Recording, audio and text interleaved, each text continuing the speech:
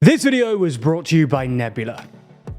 Today, North Macedonia's Nationalist Party claims victory, Iran reviews its nuclear policy, and Majorie Taylor Greene fails to oust Speaker Johnson. From TLDR News, this is your daily briefing for Thursday the 9th of May 2024. North Macedonia's main nationalist party has claimed victory in a landslide double win in parliamentary elections yesterday and presidential elections 2 weeks ago. Their victory opens the path for the formation of a coalition government, one which could risk undermining and breaking a constitutional deal with Bulgaria, one that's key for North Macedonia's EU accession. The winners, the centre-right Vumno party, led by Christian Mitskovsky, and presidential candidate Gordana Siljanovska-Davkova, won almost 3 times more votes in the parliamentary elections than the main ruling Social Democrats party, who have been in power for 7 years now. But let's break down the results.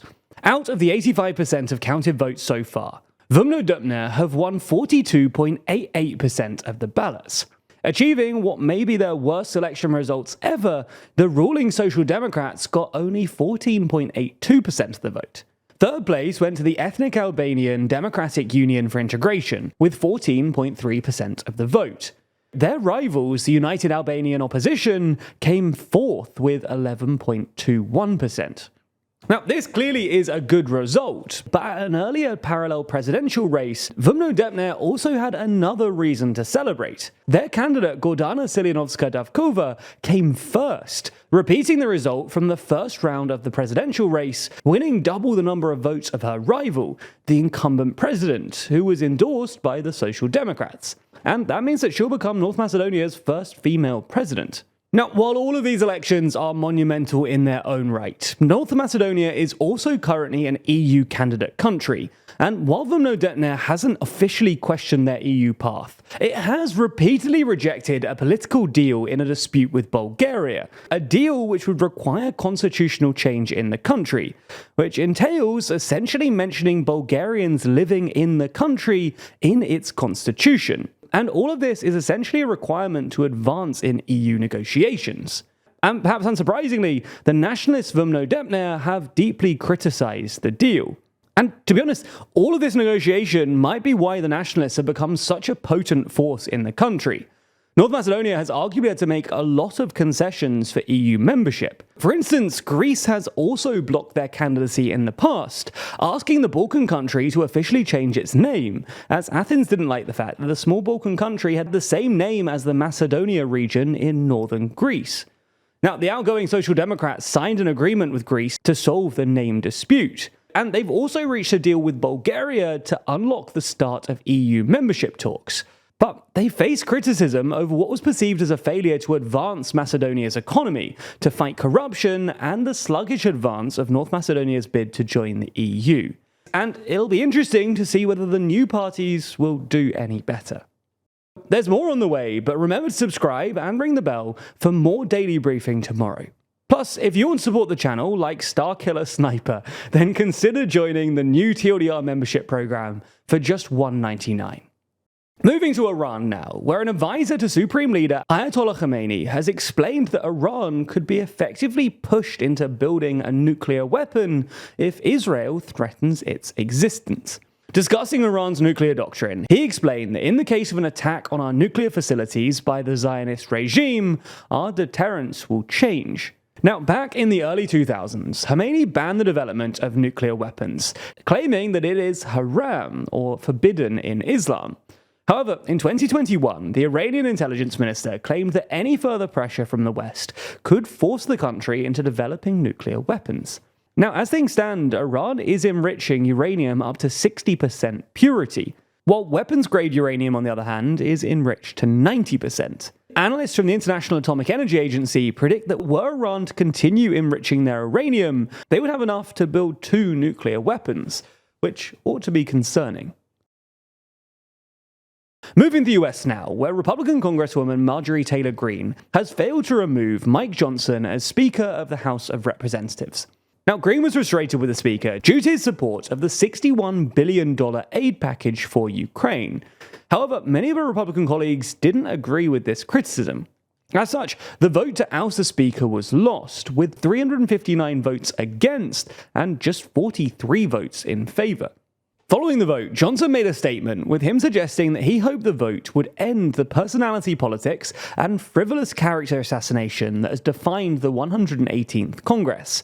He added that I'm glad that this distraction is not going to inhibit the important work and all of the other things that are on the table and on the agenda for us right now. An interesting point to note about this vote is that former President Donald Trump had voiced his support for Greene's actions and hoped that Johnson would be ousted. Following the vote, Trump noted that the failed attempt to oust Speaker Johnson was unfortunate. Now, this then seems to be a rare act of defiance from the Republican Party against Trump, and it'll be interesting to see what happens next. Next up, another blowing whistleblower has spoken out against the company's quality checks, saying that plane parts made by Boeing's largest supplier would regularly leave the factory with serious defects. A former quality inspector from the firm told the BBC and CNN that he regularly found anywhere from 50 to 100, 200 defects on the plane bodies. The supplier said that it deeply disagreed with the allegations, while Boeing declined to comment.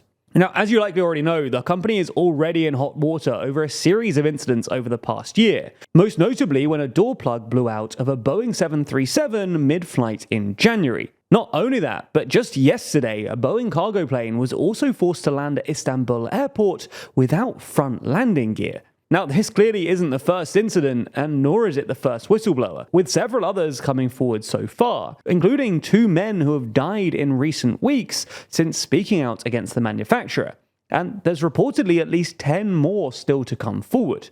On Monday, the US Federal Aviation Authority, or FAA, announced that it had launched a new investigation into whether employees have falsified aircraft records. And by the way, if you want to learn more about the aviation industry and how airlines really make money, we've got a new video about that out on the TLDR business channel, which is linked in the description. In the final uplifting story for today, we're going to discuss the rights of sex workers in Belgium.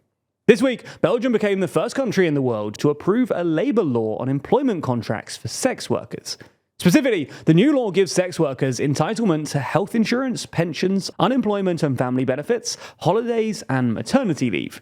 It also creates a scheme whereby if a sex worker refuses a client more than 10 times over 6 months, then a government mediator will be involved, but the worker cannot be sacked. Speaking about the law, a spokesperson for the Union of Sex Workers in Belgium said that with this new model, Belgium is really demonstrating that it aims to protect sex workers, regardless of any moral judgments about the profession people may have.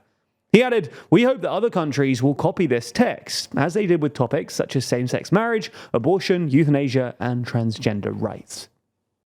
The best way to stay on top of the news is with Nebula News. If you haven't heard, we've just launched a project alongside our partners at Nebula called Nebula News, where every day the TLDR team curates a selection of videos that matter the most in the world right now. As you surely already know, Nebula is the thoughtful streaming service that's pushing boundaries on what independent creators can do with their content, including Nebula News, where we handpick a feed of content that should help you keep up to date with everything you need to sound smart and be truly informed. We believe that in a confusing and overwhelming news environment, knowing what to pay attention to is important. You can't track every story, so our curation should help to surface what really matters, showing you videos from TLDR and other superb creators that will help you understand the world around you quickly and easily. It's not just the curated news content brought to you directly by us. Nebula also features loads of exclusive original content. That's things like Real Life Law's brand new series War Room, which every month runs you through a whole load of ongoing conflicts to keep you in the loop. You can also watch every TLDR video on Nebula ad-free, and in many instances, before they land on YouTube. Now, if you're already subscribed to Nebula, then you can find the brand new Nebula News section at nebula.tv/news. And make sure to bookmark or save that link so that you can use it as your TLDR-ified news homepage. If you're not a member already, you can click the link in the description to sign up now. If you do, you'll get 40% off an annual plan by using our link. That's less than £2 a month. Plus, Nebula will know that you came from us, which really helps us out. Now, we've got some really great feedback from existing members, so I hope you enjoy all the effort we're going to with Nebula News.